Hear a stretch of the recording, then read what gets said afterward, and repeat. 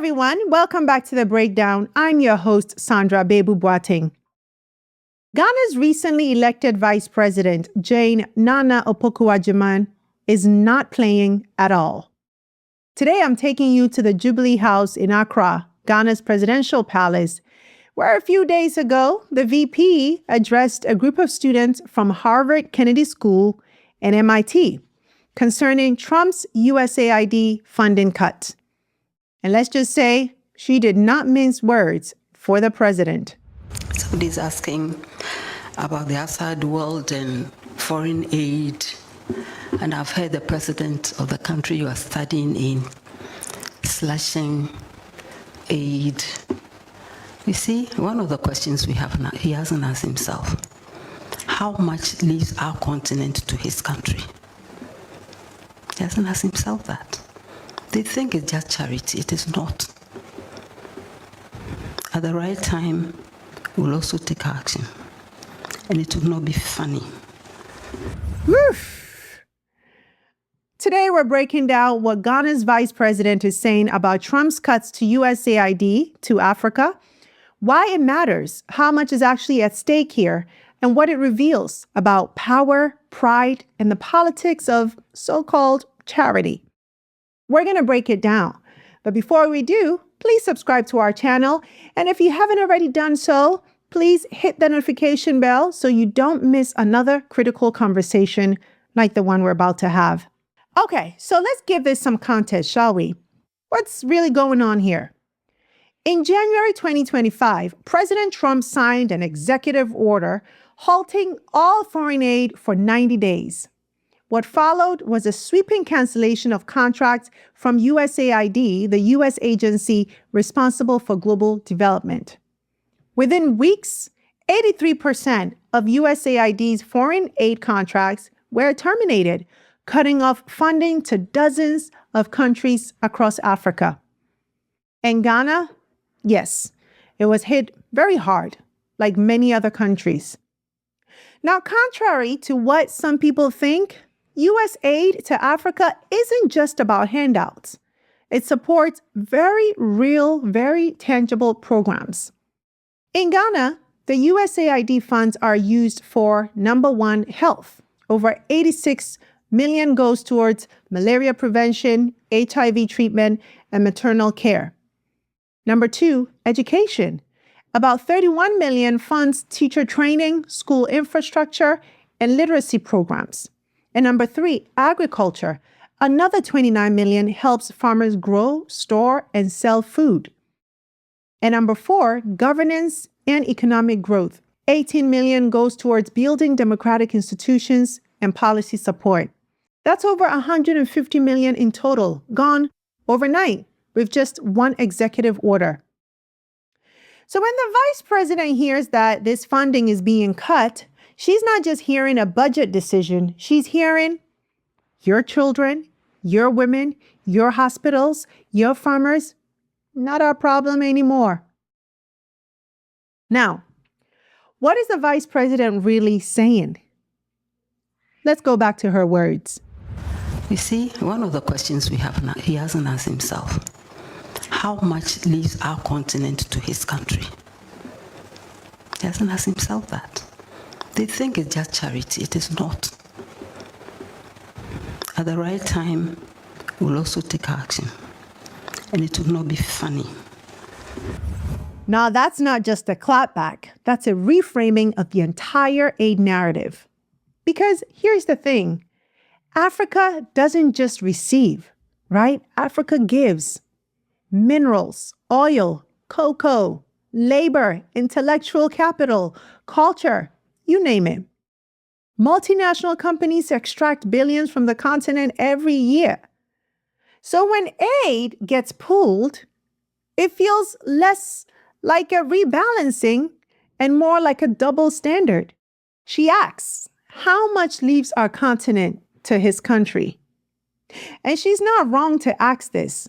Between resource extraction, profit repatriation, and unfair trade deals, the global South often funds the global North. But the receipts aren't equally distributed. If a fraction of the things from our continent stayed, we'll have no problem with our youth. We'll have no problem with sanitation. Children begging in the streets, women delivering on the floor. It will not happen. And nobody will dare call us third world country. And no one would dare call us a third world country. Well, she is right. Because at some point in history, Ghana was the richest country in West Africa. In the early 1960s, Ghana had the third highest GDP in the whole of Africa, only after South Africa and Egypt. So Ghana? No, it shouldn't be a third world country. So then you gotta ask, what happened? But she doesn't stop at aid. She takes aim at climate hypocrisy as well. Climate action, you own the factories. Who is responsible for all the trouble we are all in? Was it at I've forgotten the city in South Africa. No, South America. When the agreement in the 70s was signed, who pulled out? You know, I know. Now all of a sudden, we are responsible for less than 5%, and it's like we should carry the burden. We should all carry the burden, and we should look at where the whole thing starts, and let people take responsibility, and stop passing on their responsibility to the people they are disenfranchising. Boom. See, Africa contributes less than 4% to global emissions, but gets hit hardest by climate change, floods, droughts, food insecurity, disease. And yet, when it's time to clean up the mess, the same nations that built empires on coal and carbon are now withdrawing from climate agreements, cutting climate aid, and shifting the blame onto developing nations. That's what she's calling out loudly. But I want us to lean in on what she says here. At the right time, we'll also take action. And it will not be funny. Now, what she says here may sound like a threat, but it's actually not. It's a signal. You see, some African nations are actually waking up to the idea that dependency is a choice, and they don't have to keep choosing it. We've talked about many of those nations here on the breakdown, from Senegal to Burkina Faso to Rwanda. I mean, things were looking promising until the DRC president made that bombshell minerals offer to the United States in exchange for security. But anyway, back to the VP. She's pointing toward agency, toward rethinking partnerships, toward standing tall, even when the aid is pulled. How can one country, Niger was profiting by its own, is it one of the minerals? Yes. Every kilo, they got 83 cents. And they turn around and sell it for 200 euros. Niger said enough. Within 1 year, they used to get 1 billion or so. Now they're getting over 10 billion. How can they fix their country? Well, it's not just Niger, right? The First Lady of Sierra Leone recently spoke out too. And what she said, it hit hard. She called out the fact that every mining company in Sierra Leone is foreign owned and that the country receives less than 1% of the actual benefits of its own minerals. Less than 1%. Think about that. They dig it out of our ground, ship it out, flip it for billions, and we're left with the crumbs. The story of Africa. It's real. And just when you think she's done, she drops this. And I've traced where things started, as Achebe put it in one of his novels, where the rain began to beat us. To the extent that even young girls don't know what is beautiful. Somebody's deciding that for them. How will their confidence build up? And all the domination and intimidation and so on, they don't help us very much. But we also learn it from the school and the church. They've been very good agents at robbing us of who we truly are. When you look down on your language, you look down on yourself. your culture, everything there is of the devil, or whatever they call it. It's a very, very negative,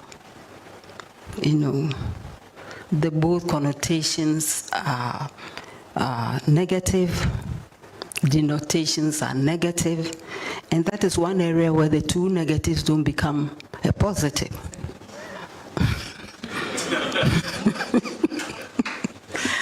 So it's something we need to strive at. A little light moment there, but whew, this is deep. Because it's not just about aid, it's about mindset too, about decolonizing education, culture, and identity. She's saying if you lose your language, your values, your voice, you lose the fight before it even begins. And then she says this. We need everybody's voice. You are from Harvard School of Kennedy School and MIT. We need your voices too. Now you see how everybody is boycotting the things your country is producing. Why is the world angry? That's a good question.